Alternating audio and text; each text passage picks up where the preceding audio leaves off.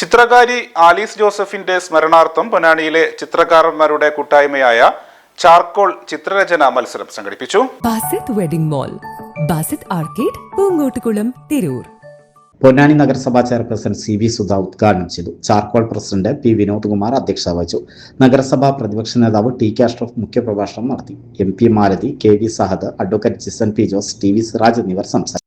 ഒരുപാട് ദിവസങ്ങളിൽ ഞാൻ മോളിലൊപ്പം വന്നിരുന്നുണ്ട്. എനിക്ക് പോലും അത് കുറച്ച് പഠിഞ്ഞു എന്നുള്ളതാണ് ചിത്രവര. എന്താ വെച്ചെങ്കിൽ അത്രയും ഭംഗിയായിട്ടാണ് ടീച്ചർ കുട്ടികളെ കൊണ്ട് പഠിപ്പിച്ചിട്ടുണ്ടായിരുന്നത്. അപ്പോൾ ആ ഒരു ഓർമ്മയും കൂടി ഞാനിതിൽ പങ്കുവയ്ക്കുകയാണ്.